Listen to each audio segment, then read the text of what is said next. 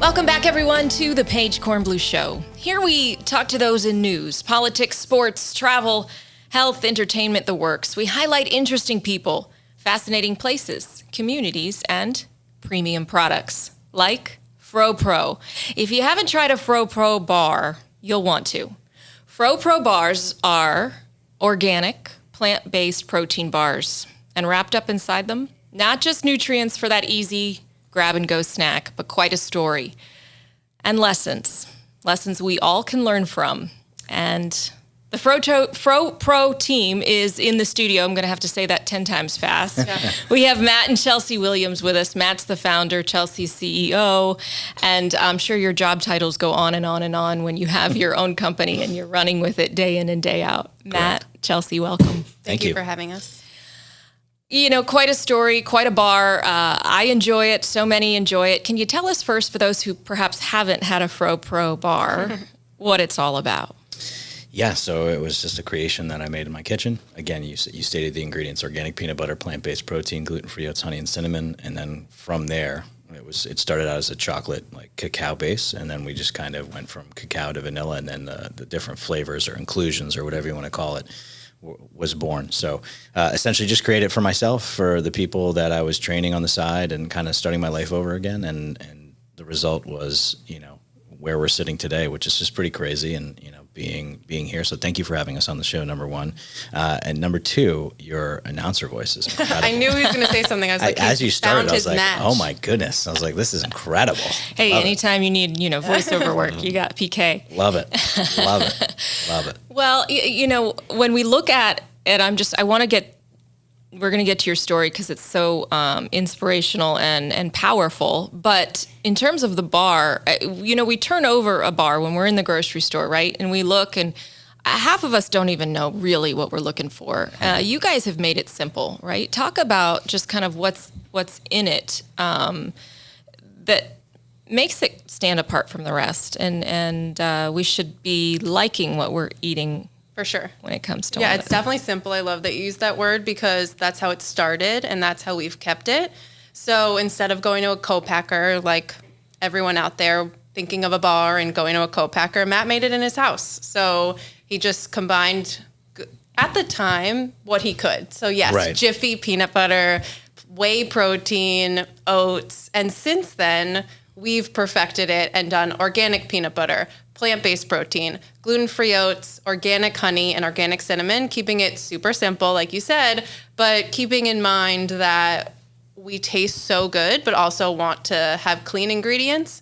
We've never sworn that we're the cleanest bar or the healthiest bar, but we're so proud of how it tastes so good while we consciously choose good ingredients for our consumers. And I think that's like the biggest point too. It's like, how do you differentiate? Well, our taste is incredible. And I know we're biased, but we have the, hundreds of thousands of people that have given us great response. Unless you're not a peanut butter fan, which is fine. But we've had some great feedback, and that's how we grew. And that's, one of the reasons where we went from those original ingredients to people like, hey, you should try this. This is, everybody can eat plant-based. Not everybody can eat dairy. And I learned as we kind of went along.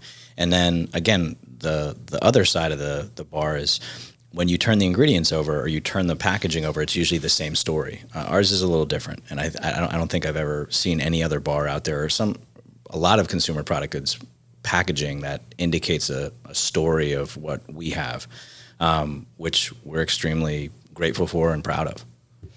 In terms of your story, if we're going to go back, you mentioned briefly you started in your kitchen, but that's not really where the story started. Let's first take it, in terms of your experience. It was after an incredibly tough time. Before the inspiration behind the bars, you were a teacher, is that right? Teacher and coach, yeah. And teacher and coach here in Boca Raton. That's correct. Yeah, moved down here from the Northeast, accepted a job at a really high-end prestigious school that it was incredible. It was an awesome community, great people, and I was just in a place in life where I was super grateful for it, but I also didn't appreciate it the way I should have. I mean, the families were great, the kids were great, the school was great, everything about it was great. I just wasn't in the right place personally. I thought I was giving it my all, but I was pretty empty I was like living that double life. I was, again, we talk about, Mr. Williams, teacher, coach, and then I'd be someone completely different, bartending and, in the restaurant business and just kind of doing my own thing and like slowly, for lack of a better phrase, slowly killing myself, drinking and drugging, filling some kind of void that, at the time I thought I was fine. I was like doing everything like everybody else did. And it, I just always took it a little step too far. So yeah, there was that dark side, and I moved down here thinking if I left the Northeast, everything would change. But as they say, wherever you go, you're right there. And I brought myself with me, and I quickly found what I needed to down here, and that satisfied that kind of craving and that void that I thought I was filling. And eventually, it all catches up. And I don't know anybody that hasn't gone through something, some trial or tribulation or tragedy, but I had multiple over the years, and that last one all kind of culminated on May 15th, 2010, with a DUI. With a DUI. Yeah. Before that, you had a bright light. You had met Chelsea. Yeah, I was wondering where that part was coming in. No, I mean, so the only trying to keep a timeline. Like May 15th could go yeah. back to April 25th. Right. The only beacon and bright part in my life was that I was like hanging out with this new girl, and she was really sweet and really nice, and I was just hoping she wasn't going to find out who I was, and I didn't want anybody to get too close, and we were hanging out for a couple of weeks, and then my life exploded based off my actions. And we shared this before, but it's like I told her to run the other way. You're young, you're beautiful, you're smart, you're all these things, and I'm just like a dumpster fire, and I've hurt everybody in my path along the way, and you don't deserve that. And she stuck around, and here we are, and it's just absolutely crazy because I owe a lot to a lot of people for my sobriety and where I am in life, but mainly my wife, Chelsea, who was my girlfriend, but now my wife. And you stuck around. Did you think otherwise, or it was just what? I mean, it was 3 weeks of dating, and so such a short amount of time. And I think because I didn't know that side of him, it was so easy to believe in him at that moment. And I just, it's crazy because I can bring myself back, and at the same time, it's a million years ago, and who even knows anymore? Like, we are so far into this story we've written that I sometimes forget. But yeah, there was just no turning back. It's just naturally who I am, and I probably was just going to keep trying to fix everything until he left, and it just kept working. I feel like he was learning how to be a good person. So it's so easy to date someone doing that. They definitely don't suggest that. So that's not something you should do. You shouldn't get sober and date. But we had just been there, and I just really heard what I needed to do. Like, I couldn't come first, and I was okay with that. So if I was able to support him and be a better person myself, then, that's what happened. And we communicate really well because of it. And, it's so long ago now. Yeah. Like, it's so crazy. It feels like yesterday, but light years. Yeah. It's a long time. Yeah. When you share that moment that how do you explain it to those where you feel it may make a difference? Kind of the tough part of that experience, the DUI. Yeah. And what you... I mean, everybody has a different, based off what I've learned, is everybody has a different bottom, right? Everybody has a different, thing that will hopefully, create that desperation where they can say, I finally need help. I was unfortunate, but fortunate at the time that I needed to be, bankrupt, emotionally, physically, financially, spiritually. Everything needed to go the opposite way for me to finally say, you know what? Like, the thing I love most doing, or the thing I really enjoy doing, is killing me, and I don't know how to stop. And I know there's people out there that do. And I'm sick and tired of feeling this way, because it's like when you do something or you love something the most, it'd be like, I love podcasting, but it's killing me. People would say, well, just stop podcasting. You're like, it's like you can relate it to anything. There's so many different ways and examples, but it's just like, to a person that doesn't suffer from it, they have that, well, why can't you just stop? Or, have so much going for you. And they they call it like a frothy emotional appeal of like your loved ones and family and friends. And, while I heard them, I didn't want to, because I thought I was fine. And like, no one could tell me what to do. And I needed totally surrendered. So that's just as a side note to chime in, because Matt tells this story a lot, and I want to give him the credit that when he was ready, he was ready. Right. So I watched him check into rehab, and it was 30 days, turned 60 days, turned 90 days. So also to back up to our story, he was away, so I was just supporting him from afar, and he was working on him, and I was 22. So like I was just living with the idea of being ready for him when he got home. But I feel like you can't say that about yourself, but you were fully ready. Like you knew you were at that last straw where you were the way you live life today is how you started there. So giving it your all. Right. And that's the thing is, hopefully you find that point of desperation where you surrender and you say, I'm done. And hopefully you're not in jail, institutionalized, or dead, because those are the places. Right. And, it's interesting. I when you go there, you talk about everything. And I remember talking to the director of this program I went to, and I was like, yeah, I'm dating this girl and she's great. And he said, yeah, how great is she? And he goes, let me give you something, see if she fills it out. And she filled it out, and it was just like a compatibility type relationship thing. And I was like, he's like, the fact that she did it, this is a good thing. Second, she actually gave it some thought, and those are the things, and I tried to, and that's the thing. It's like I talked to my older brothers, and they're quote unquote normal, and they're just like, listen, you like struck gold, like why, what are you looking for? And I wasn't looking for anybody else. I was like, but like, do I deserve this? Is this okay? Like I didn't feel like I deserved anything, like her or our life or that chance or this opportunity. Because I felt like I was the worst person on the planet. And I feel like a lot of people, when they're in the depths of addiction or abuse, it's so hard to get out, and you need other people that have done it. And you need other people that are like, hey, and I can't get anybody sober. I can share my experience, strength, and hope if I don't have a certain experience. Like I'm not a father, so I can't like speak to what having a kid is. We've both worked with kids as teachers, but I know it's a totally different thing. So it's like, oh, you should talk to so-and-so. They are recovering, and they are a father, and they do this, and they do that. So I think everybody has their strengths when they get sober, and then you can count on those people if you show up, and if you meet them, and if you ask for it. It just doesn't come. It's like, I'm going to pray for a job. And it's like, if I'm not going out to get a job, or I'm not creating an opportunity or going to take the action, I'm just going to still be praying, and then probably curse whatever I'm praying to because nothing's going my way. And it's like, you have to back it up with action. If you're not backing it up with action, you're going to be sitting there miserable and probably still in the same place that when you got there. Based on your work, and you were leaning in, and you as we look back now, thank goodness, leaned on those people and the support, and one foot in front of the other, right? And some of the action, I don't even think you probably realized, but it slowly turned into a company. You were in your kitchen, yes. right? Yeah. Like, so you're in those days, you're recovering, you're working, you're probably a couple different jobs at that point. Okay. On a bicycle. Yep. And then what happened? You're making some of your own snacks, right? So it just kind of, it was cool. We'll speed this up to where I was training some people that gave me a chance. I kind of knew my situation, and I brought my snack bars everywhere because I was biking everywhere, and that's the only thing that really kind of like held true in my backpack. And you know how Florida is, and it's just like I had a simple backpack, a bike, and I just pedaled around, and I shared it with someone, and they encouraged me to do something with it.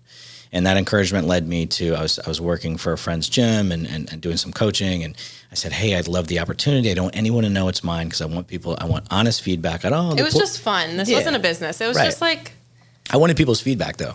But one of your jobs, I guess you're a trainer. Yeah, I was back in the It meshed together. You know, he was, he was also getting so healthy. Right. He was always athletic, but to get sober and to work out and to feel good and lose that bloat, like beer, like just be really healthy. He was just making healthy snacks for himself, as cheap and healthy snacks. Yeah. And it just was natural. Right. And that kind of led to, people getting some feedback, and it led to someone in the gym. It's so funny we're doing this podcast here, because my first location that doesn't exist is in this plaza. It was called Juiceteria. And she worked out in the gym, and this lady was like, hey, like, bring me, this is great. And we were living together, but I had nothing to do with FroPro. It wasn't called FroPro. Was it yet? No, at that point, we had created the name because the lady whose daughter I was training was like, what do you want to call it? And I was like, I don't know, frozen protein, FroPro, I guess. And she was like, And I was like, oh. So because it's better in the freezer. Yeah. Right. Well, Right? Personal, now we don't I'm like, we I'm don't a like sweets to, guy. Let's just get we it put out. everything in the freezer. That's why. I love cold stuff. Yes. And if it's sweet, even better. Yeah. Exactly. So that's chocolate why. in the freezer. I mean, Right. it's But we've really turned good. FroPro into a word. So when people break it down, yes, it stands for frozen protein, but I want people to just know it's like a word we created, which technically stands for that. We don't want to confuse anyone. It doesn't melt. It doesn't spoil. It can be in the fridge. It can be in the freezer. So Sit out here. It can be in the pantry. yeah, anywhere. So, we didn't know anything about marketing then, but you name it that and everyone's like, so it's in the freezer? No. So it's just FroPro. That's just how it's made. But yeah, so I was not involved. I was, working my own job and Matt was making this and, she gave you a shot at the juice bar and asked for 100 bars. Yeah. And I remember coming home and being like, I was like, Chelsea, I don't really know how to do this. Like, how do I make 100 bars? But like, Had you been even wrapping them then? No. Yeah, In- saran wrap. Not really. Like but press some, yes, a little. That's when we started doing the press and seal. Yeah, and then I was at work and I printed Avery letters. Yeah. Labels, Avery labels, and that said FroPro on it. So we stuck it on, we had calories, whatever it was. And then Yeah. Our friends who are lawyers, I just said, how do I do this? And I remember they made this they whole made this long big contract. packet, and I walked in and I had this thing, and I just kind of was like, here you go. And she's like, what is that? I was like, oh, my lawyer's made a contract. She's like, Matt, put that away. Yeah, She we're goes- going to try and sell your bars. We She's don't like- need a contract. Yeah, she's like, let me help you out here. What did you pay for them? I was like, I have no idea. She's like, We're going to sell them for this. And then So, she sold out in 2 days. yeah. She called me and was like, we need more. And then I had to figure out, because I was just making them. I wasn't keeping track of what this cost, that cost, anything cost. And I was Right. like, these delicious peanut butter snack bars that people are going to eat. And she sold them right at point of sale when people were checked out with the juice or smoothies You or took whatever. $300, went to Vitamin Shop, bought the ingredients, and it truly started from that. Yeah. And just word of mouth, slowly building. One person would like it, he'd sell it, he started writing them down. And Matt's really good with money, so it was just a slow progression of just being smart. And what year was that? 2011. Okay. And then that was 2011 when everything got created, and we waited a while for it because I did because I was terrified of people being like, hey man, this sucks, or what are you And doing? you were busy too. And I had other things. I was starting to train again. I was starting to tutor. Get your license back. It took 3 years to get my license back, and things were starting to progress. And I got a job working in the treatment field, talking to families every day and helping them understand why they should choose this program. And that was a great thing for me until it wasn't.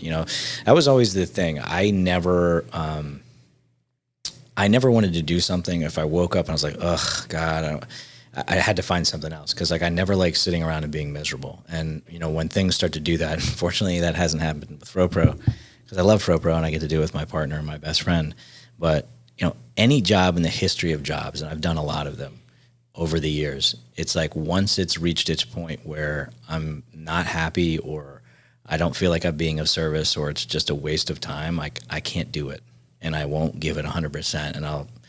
It's not fair to the person who's, having me work there Right. or to the other people that work there. And there was a couple of those, and a couple of those in the restaurant business and the bar business, I've Motivated you to work for yourself. Yeah. I mean, I've been on the back of summer jobs and janitorial services, garbage trucks, financial services, caddy, whatever. I've done a lot of different jobs. And I think a lot of people, on a side note, completely not having to do this, I think you need to do a lot of different things to find out what you like and what you don't like.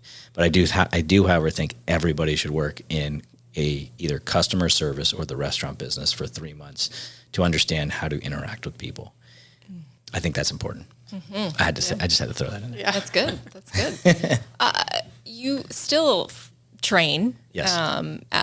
What do you say? I'm a trainer in the gym, Yeah, right? to coach, yeah. And I think there's something, when you hear your story, it's lifting the rest of us up, your clients up, and as we know, day in and day out, we can really get down on ourselves. We can be better, right? And I'm sure that's why you're so good. I mean, you've been through it all, and what do you enjoy about the training part of Matt in helping others kind of?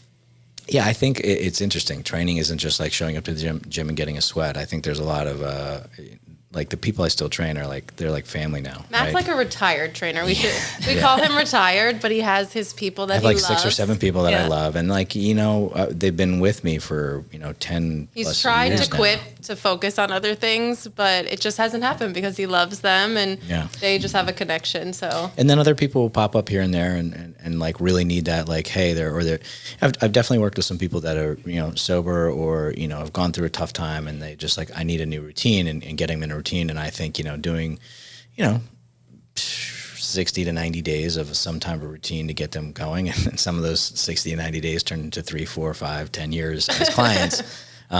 Or, just getting them into that zone and just getting out of their head. And it's like a therapy session. I think a lot of the times where people will come in and while they're training, they're just dumping and being able to receive that. And it's an honor, right? And it can be a lot, because you watch people go through really challenging life events or really successful life events or whatever it is. And I think that I love that connection, right? I love the connection that I get when I talk to people, whether it's in AA, whether it's, in the fellowship or someone saying, hey, I ate your snack bar and I saw that you're in recovery. My brother, sister, mother, friend, whatever, is sober or trying to get sober. What do you think? And I try my best. Sometimes I fall short and I don't see messages or things get lost in the text world or whatever, but to do my best to give back as was given to me. I mean, a lot of people gave me a chance and loved on me when I didn't love myself and didn't want to be around on the planet anymore. So I feel like it's my responsibility to do the same.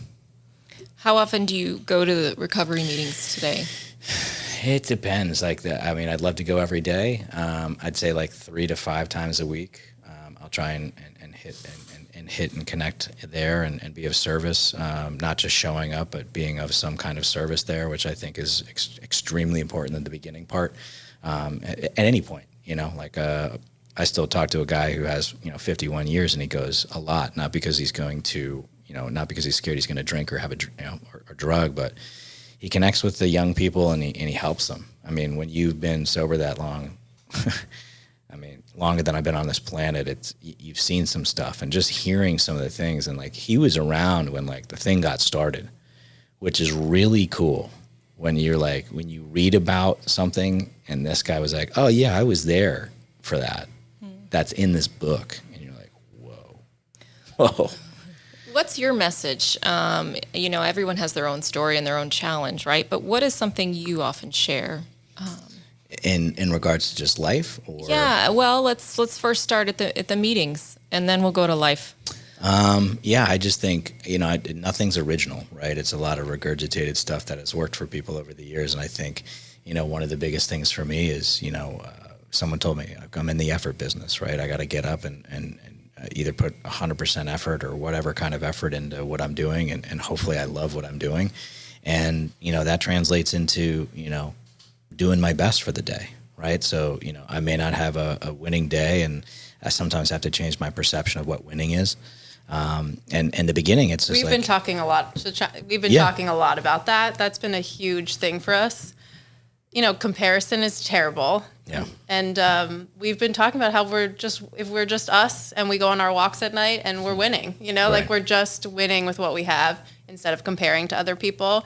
I feel like that's brought a lot of peace into like our connection in our home and our business right now. Just like knowing where we're at is just so good, and it'll only get better and just gets worse when it's such a crowded space, the protein bar industry, and you could go crazy comparing yourself to all these other bars. So if we just look at FroPro and what we're doing, it's so cool. Yeah. And I think that relates back to recovery or whatever you want to call it too, because if you're comparing yourself to someone's chapter 10 and you're on chapter 1, it's going to get really tough. And I remember being there because, my friends were hey, let's go play golf. And I'm like, man, I can't, I don't have a car. I don't have my golf clubs. I can't even afford a round. And they're like, hey man, we got you.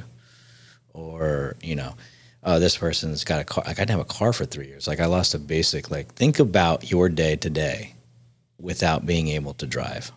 Mm-hmm. It'll create some gratitude for you. Or think about that, just not having freedom and being like, oh yeah, I'm in a constructed place for people that make mistakes, and I can't leave here, and I have to stay here for however many years. And it's really, really tough to get sober when you're comparing, or to look at other people's chapters and say, you can say, oh man, I really want to get there. And it's like, hopefully you go to that person, well, how'd you do it? And they'll tell you. I've never talked to somebody that got sober or changed their life where I was like, hey, how did you do that? And they're like, get away from me. I don't want, get lost. They'll usually share how they did it. And I think that's true in business and life, however, and if you're truly listening, you'll hear exactly, it may not be exact, but you'll hear what you need to hear to help you get through it. You mentioned your walks, Chelsea. You guys go, and I think this is really cool. Talk about your messages in partnership and love. I'd love to hear any of that. But, nightly walks, and it's true, you turn the phones, you leave the phones at home. Yeah, that's the best part of the walk is the phones at home. The one or like random times if a phone comes because we're waiting for something, it throws the whole walk off. Yeah. We feel the phone there. We haven't touched on this, but Matt and I don't work day to day together. Matt's not... We'll get to that. But so our days are constantly like in the same realm. Like I know where he is. He knows where I am. I can see his face. Like his energy passes through and mine does. But we're not working side by side all day. So, and I say that in like the best, but we do have the luxury of seeing each other. Like if we wanted to have lunch any day together, we can. But we did start but we're that busy. way too. And it wasn't like you showed up and like everything, but when it was just us, it was, I would finish training and then we'd get to work and I'd be in the kitchen and boxing and doing this, and we'd be packing orders back in the day. I remember we'd set up like the adjustable tables to like pack stuff because we didn't have a lot of space. We needed to create space and we needed to figure it out. But So we go on walks now. So at the end of the day, that's our connection. That's, we get home, he's done with She's an incredible chef and has learned. We got to say it. I want to say this. We've been doing podcasts like once a year together, and I feel like we always, like I ran one year and then I changed things. So now we're going to say I cook, and like a year from now, maybe I'll cook. It's not going like anywhere. on our like podcast rounds. Like, okay, there's a lot of change. Right now I'm cooking all the time, and it's given me like so much joy in my life. Me too. A lot. Yeah, because he's reaping the benefits of that. But he's the busiest person I know. So I've always been okay with that, just searching for something for myself. And so I'm cooking and he comes home, we eat, and then we go on our walk. And it's a short walk. We used to do way longer walks, and now we've perfected this short walk. It's like 2.5 miles. I think it's 2 miles. Is it 2? Yeah. Like just under 2. I don't think it's under. I think it's a little over. We'll have to time it. We don't have a phone or a watch or anything. Good. Yeah. But yeah, and like sometimes we don't talk at all on the walk. Like sometimes we just walk and say nothing, or we walk and we talk through things. Personal, business. It's just when we talk about it. And right now we're like really in the groove with it. And it's like crazy because it's summer and it's getting hot. But that's so great. But we're really in the walks right now. Yeah. That's great. I love it. I think it's great setting that time aside. Yeah, for sure. I always think, one day once my kids have all the devices and all the things, I read somewhere some celebrity had cell phone station at home, and all the, even your school computers, like everything went there. God, life goals. Yeah, really. But you're doing that on your walks. Yeah, and trying. For busy people and a couple, I think that's so important. Yeah. So I applaud you for that. That's great. Thank you. And inspirational for all of us. How about just in general, for people who want to start a company, or kids who are baking at home or creating something at home and inventing something? You didn't realize it, but you created it and then ran with it. And what's your message to them? I'll let you go there first. Well, so sometimes like imposter syndrome, like I'm like, we don't know what to tell someone. We fell into this and made it work, but the truth is, you got to start somewhere, and you just can't wait for perfection, and you can't be scared. And if you believe in something, you just got to do it. That's the FroPro way. Like we didn't go to business school, so I don't have a way for you to start from that educational standpoint. But if you love something, if you believe in it, figure out people who know how to help you. Find an audience. I'm speaking, if we're talking about like a product, if you have a product, find your customer, get really good at it. And then, figure it out. Luckily, we haven't failed. So, I don't... Well, there's been failures. There's definitely been things that have come up. Right. But I just say that what a great thing that we've found our customer, we found our product, we work really hard. We're constantly looking for people to help us along the way because we definitely don't believe we can do this by ourselves. But if someone wants to start, that's all I have to say. Like, stop from the overthinker. I'm about to say, stop overthinking it. Right. You just have to do it. You can't, overthinker, perfectionist. It's so easy for me to tell everyone else what to do when I don't do it myself, but Matt taught me that. Matt definitely is way faster at like trying something before it's perfect, where I'm like, no, it's not ready yet. And it's always been better that way. Trial and error. Wow. That was acknowledged in public right there. Yes. That's exciting. Well, hey, and Matt, in terms of just, I always like to ask my guests, for those of us, the life's ups and downs, right? We all have them. We have all got the stuff on our backs, Sure. no matter what, and some heavier than others. So what do you say to them in terms of getting to tomorrow and getting through today and moving along, the onward and upward? Yeah, it's like anything else. It's like, just, you have to do it. I'm going to echo what Chelsea said, but if you're not organized, make a list and check it off. I've heard that a lot. In my podcast, I ask some of the most successful people, how do you get through all your days when it's kids, this, that, just the list? And they have it. They either have it in their phone, they have it on a piece of paper, however they write it down, and then they check it off. And other people, say like, hey, if I can get to, these 5 things every day, then it's a win and everything else will get accomplished. So I think, routine, your routine. Right. I'm a huge routine guy from like the jump. My eyes open, and it's the same thing that I've essentially been doing my whole life, but like since getting sober, it's the same thing. It's, wake up, drink some water, pray, meditate, started breathing again and adding that meditation into it, journaling, and just getting focused in like the first hour of my day for me, right? Because like, again, selfishly, I need to get focused because, at the very beginning, if I'm not focused on me and my connection to, higher power, whatever, universe, whatever you want to call it, God, whatever people have or they don't have, you just got to get connected in some way and focused on whatever you're going to do. And some people that's podcasts, some people that's reading something or some form of inspiration. I like daily reflections. I like writing out where I'm at because I was taught to do that. And someone gave me that suggestion. Hey, you're full of shit and you need to get that stuff. You need to get that stuff out. Get it out. However you need to get out, because you can't go be of service to somebody if you're in your head and you're in, like whatever's on your head or in your head and on your heart, get it out. He's journaled for the last 13 years Right. consecutively. So when someone asks you that, you do that every single day, and it sets you up. Yeah. Right. And that has to be a routine. It's like anything else. I know if I skip my breathing, I'm not going to be as calm and cool and collective as if I didn't or if I rush it. But then there's mornings where if I do need my sleep and I sleep in, I don't beat myself up. I used to beat myself up all the time. But at some point, I will find a time to do it, whether it's 3 minutes, 5 minutes. I like 10 to 15 to 30 minutes for my morning routine. So I feel ready, like you have to be ready. You can't just like wake up and just like full steam ahead. It's exhausting. I've burnt out. I can't tell you how many times when I wasn't sober and when I was sober, because I was just doing too much. I've had people be like, hey man, do less. Mm-hmm. Like take a step back. You don't have to be everywhere. You don't have to do everything. But I felt like I wasted so much life doing what I used to do. You're still working on it. Right. And it's a work in progress, right? Like I'm never going to do this perfectly, ever. Period. End of story. But I love the process of it. And I love every morning when I wake up, I'm excited to do those things and like not even check them off, but do them because they make me feel good. And like a true addict, like I want to feel good.